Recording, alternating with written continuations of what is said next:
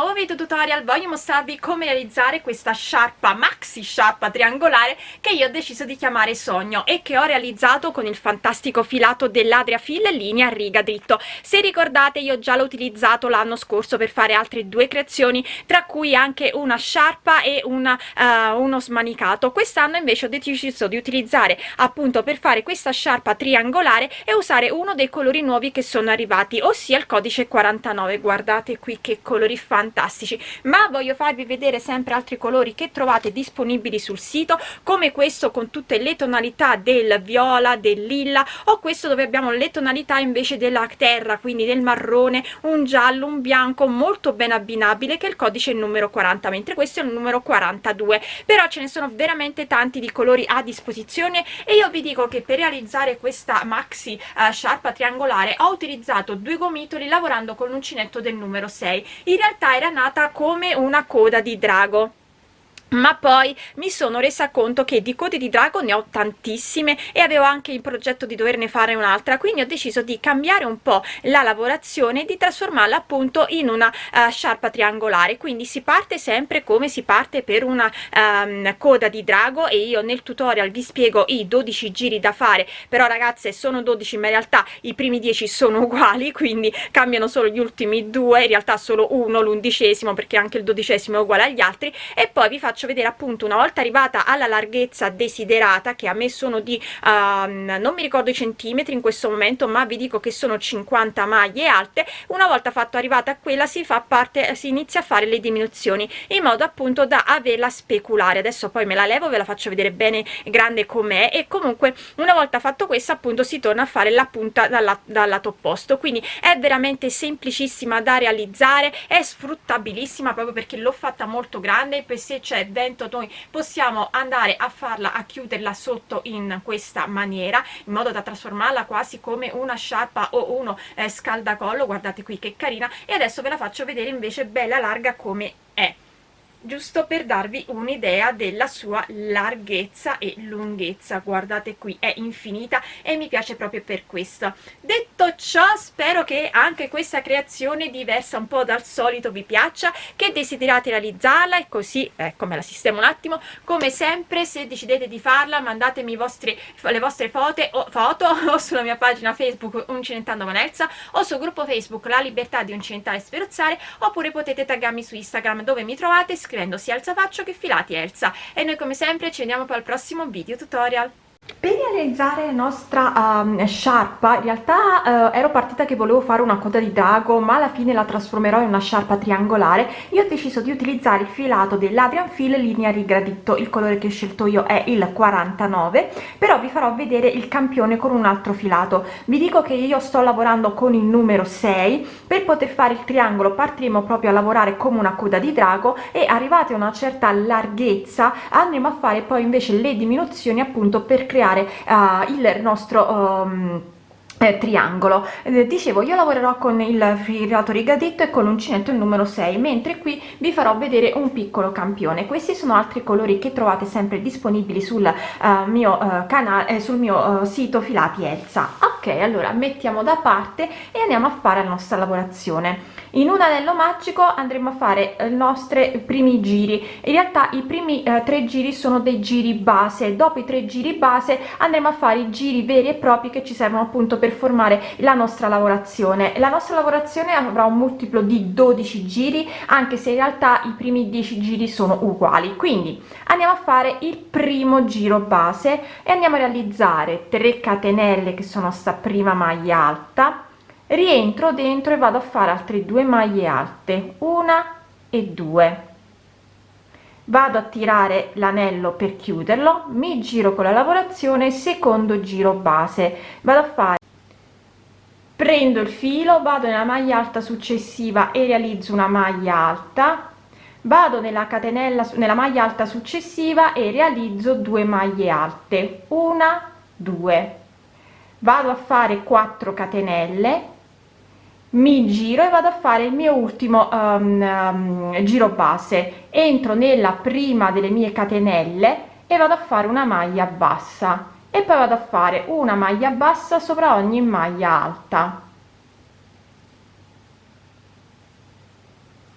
A questo punto vado a fare i giri che vanno sempre ripetuti per 5 volte e poi dobbiamo fare gli altri. Ci giriamo con la lavorazione, andiamo a fare 3 catenelle che sono sta prima maglia alta, una maglia alta sopra ogni maglia alta, quindi una, 2, 3, 4 e 5. 3 catenelle, 4 catenelle, scusatemi, mi giro e vado a fare il secondo giro, entro nella prima catenella e vado a fare una maglia bassa e poi vado a fare una maglia bassa sopra ogni maglia alta. 2. Vedete, ogni volta che facciamo il secondo giro andiamo ad aumentare le maglie basse perché ne facciamo una dove abbiamo la prima delle nostre 4 catenelle del giro precedente. Quindi mi giro con la lavorazione di nuovo ad fare il primo giro, quindi 3 catenelle, una maglia alta sopra ogni maglia alta, quindi 1, 2, 3, 4 e 5 e 6, scusatemi. Vedete, da 5 sono passata a 6, vado a fare le mie 4 catenelle, mi giro e di nuovo a fare il secondo giro, una maglia bassa nella prima catenella e poi una maglia bassa sopra ogni maglia bassa. Adesso quindi devo ripetere questi 2 giri per un totale di 5 volte per poi poter andare a realizzare il giro quello forato. Non contate, mi raccomando, i 3 giri base, dobbiamo andare a contare da dopo, quindi dopo i 3 giri base primo e secondo giro, primo e secondo giro, quindi io l'ho rifatti 2 volte, devo andarli a fare per altre 3 volte per un totale quindi di 5 giri. Come potete vedere i giri sono veramente facili perché va fatta una maglia alta sopra ogni maglia bassa, le nostre 4 catenelle nel primo giro e nel secondo giro invece andiamo a fare le maglie basse andando a realizzare la prima maglia bassa dove abbiamo la nostra prima catenella. Quindi io continuo a lavorare in questa maniera fino ad arrivare ad ottenere quindi di ripetere questi 2 giri per 5 volte e poi vi faccio vedere come andare a continuare. Quindi ho fatto per 5 volte 2 giri, vedete, senza contare l'inizio, 1, 2, 3, 4 e 5. Adesso dobbiamo andare a fare l'11° e il 12° giro, dove l'11° abbiamo la parte forata, quindi andiamo a realizzare 3 catenelle che sono sta prima maglia alta, una maglia alta sopra la maglia bassa successiva, catenella di separazione, salto una maglia, entro la successiva maglia alta, catenella, salto una maglia, entro una successiva maglia alta,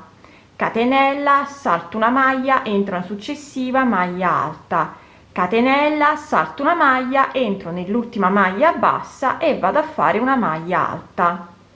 e poi vado a lavorare sempre nostre 4 catenelle, mi giro con la lavorazione, entro sempre nella prima catenella e vado a fare una maglia bassa e poi una maglia bassa sopra la maglia alta, una dove abbiamo l'archetto di una catenella, una maglia bassa sopra la maglia alta, una maglia bassa nell'archetto e facciamo questo per tutto il nostro 12° giro e poi una maglia bassa sopra le ultime 2 maglie alte.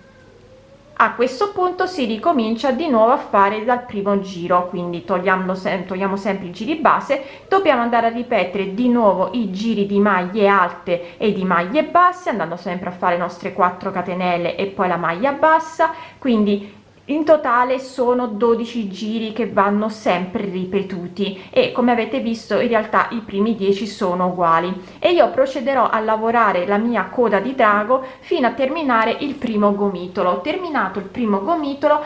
vi dirò naturalmente in larghezza, quindi in realtà a quante maglie sono arrivata a lavorare e poi vi faccio vedere appunto come passare alla lavorazione facendo le diminuzioni e in quel caso mi vedrete appunto lavorare con il rigadritto e con l'uncinetto del numero 6 perché io sto lavorando questo filato con l'uncinetto del numero 6 per avere la lavorazione bella morbida.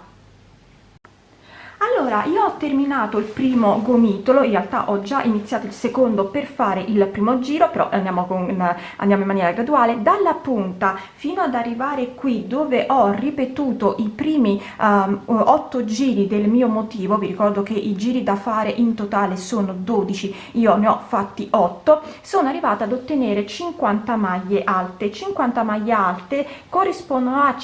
circa 49 centimetri di larghezza, quindi da qui a qui sono 49 centimetri di larghezza. Quindi mi raccomando, anche se state usando un filo diverso dal mio, cercate comunque di terminare, di arrivare con il fare prima di iniziare a fare le diminuzioni, i primi 8 giri, e di avere comunque una larghezza appunto che vi corrisponda almeno a un 49 centimetri. Quindi io, arrivando a questo, iniziando quindi il secondo gomitolo, ho fatto i primi 8 giri. Adesso dobbiamo andare a lavorare facendo le diminuzioni, quindi dobbiamo fare il pezzo andando a scalare. Qui abbiamo fatto gli aumenti, adesso dobbiamo andare a fare le diminuzioni. Per fare ciò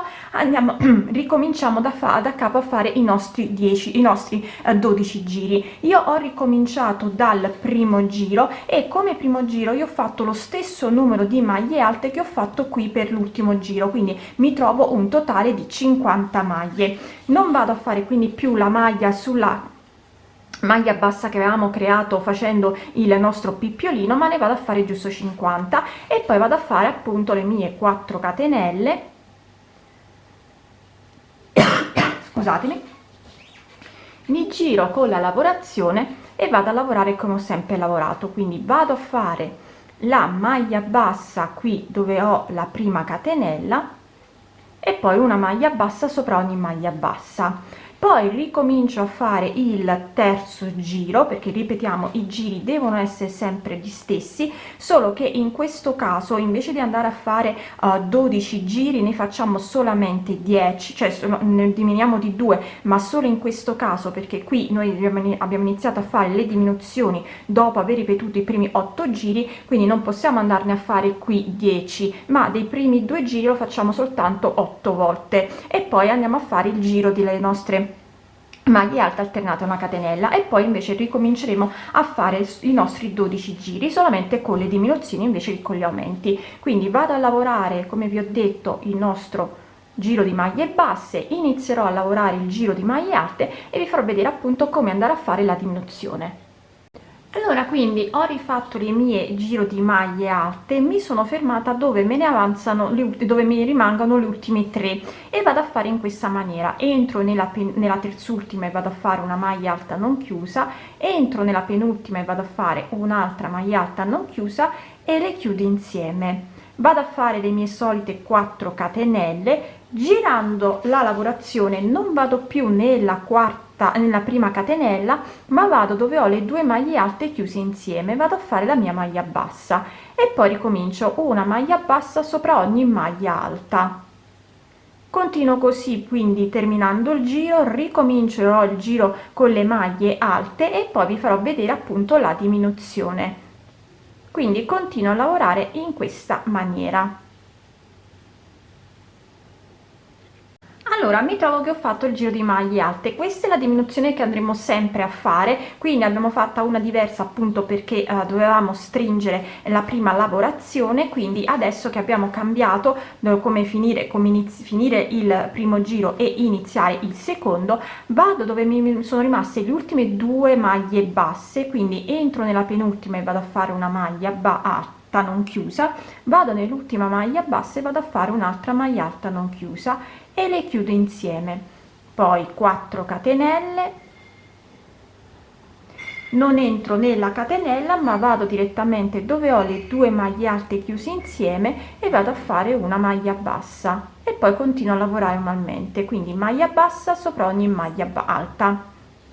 e continuo così. Quindi adesso le diminuzioni vanno fatte nelle ultime 2 maglie basse, andiamo a fare 2 maglie alte non chiuse e le chiudiamo insieme, e quando andiamo a fare il secondo giro, invece di fare la maglia bassa nell'archetto di una catenella, la andiamo a fare invece dove abbiamo le 2 maglie alte chiuse insieme. Io adesso continuo a lavorare. Vi ricordo che noi qui, per quando abbiamo iniziato a fare diminuzioni, avevamo ripetuto i 2 giri per 4 volte, quindi io adesso le farò la stessa cosa, devo ripeterlo per 4 volte e poi mi ritrovo con il giro delle maglie alte alternato una catenella, in modo tale da essere la lavorazione speculare, quindi vedete diviene speculare. Quindi quando arrivo a fare questo giro vi spiegherò anche qui come andare a fare la diminuzione. Allora, sto terminando il giro che vedete ha la maglia alta alternata una catenella, devo andare a fare l'ultima maglia alta e vedete che vado a fermarmi prima dell'ultima maglia bassa, e quindi a questo punto vado direttamente a fare le nostre 4 catenelle e andiamo a fare la maglia bassa dove abbiamo la maglia alta, e poi di nuovo una maglia bassa in ogni archetto o una maglia bassa in ogni maglia alta, e torniamo a lavorare come abbiamo lavorato fino adesso, quindi andando a fare sempre le diminuzioni, andando a fare prima 10 giri che si alternano 2 giri, li ripetiamo per 5 volte, quindi per un totale di 10 giri, e poi andiamo a fare il nostro giro di maglie alte alternate una catenella. Quindi dobbiamo riandare a fare tutti questi giri in modo da avere appunto la sciarpa che va a fare le diminuzioni. Ecco, così si vede bene, vedete, stiamo facendo le nostre diminuzioni in modo tale da arrivare poi ad avere di nuovo la nostra punta. Naturalmente quando andremo a fare la punta dobbiamo fare gli stessi numeri di giri, quindi 1 2 3 4 5 e 6 in questo caso, perché se vi ricordate questi erano i nostri 2 giri base, quindi per chiudere la lavorazione dovremo andare a fare i nostri 2 giri di giri base. Allora, io ho terminato la mia sciarpa, a questo punto è una sciarpa, vedete. Quello che vi volevo dire, per terminare la punta, quando ci troviamo qui nel fare gli ultimi 2 giri, vedete qui l'ultima punta, io sono andata a fare sia inizio, scusate, la vedevo mettere così, sia inizio giro,